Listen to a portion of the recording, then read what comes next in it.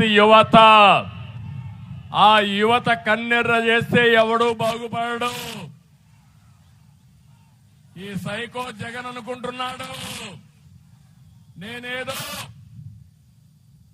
దొంగ ఓట్లు చేర్పిస్తా, రౌడీజం చేస్తా, డబ్బులు ఖర్చు పెడతా, ఎవడు కూడా ఏం చేయలేదు, మళ్ళా గెలుస్తాననుకుంటున్నాడు. కానీ నీ ఆటలు సాగవని గట్టిగా చెప్పాల్సిందిగా యువతను కోరుతున్నా. గట్టిగా చెప్పట్లు కూడా చెప్పాలి. తమ్ముళ్ళు, ఈ రోజు నేను ఒకటి అడుగుతున్నా మిమ్మల్ని, 5 సంవత్సరాల్లో మీ జీవితాలు బాగుపడ్డాయా? ఏమమ్మా మీ కుటుంబాలు బాగుపడ్డాయని అడుగుతున్నా. ఒకటి కాదు, పన్నులు బాధుడే బాధుడు. మేము పెద్ద ఎత్తున ఉద్యమం చేశాం, బాధుడే బాధుడు పైన. అది అయిన తర్వాత ఇదేం కర్మ మన రాష్ట్రానికనే పెద్ద ఉద్యమం చేశాం. ఇప్పుడు రెండో అయిన తర్వాత రా కదలిరా కలిసి పోరాడదామని మీ దగ్గరికి వచ్చా. నేను అడుగుతున్నా, ప్రతిరోజు ఉపన్యాసాలు మిమ్మల్ని ఉద్ధరిస్తున్నా.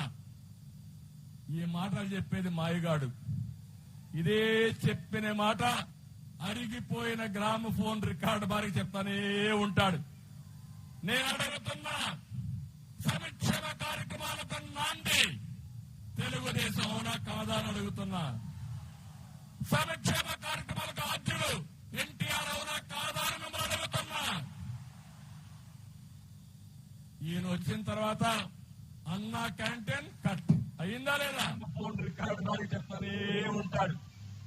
నేను అడుగుతున్నా, సంక్షేమ కార్యక్రమాలకు నాంది తెలుగుదేశం అవునా కాదా అని అడుగుతున్నా.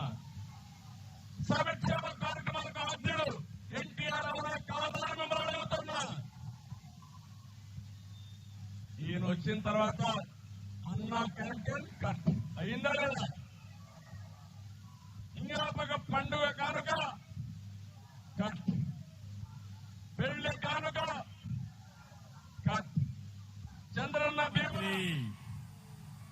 అందుకని 3 నెలల్లో మీరందరూ కూడా నిర్ణయించుకున్నారు ఈ ప్రభుత్వాన్ని రద్దు చేయాలని.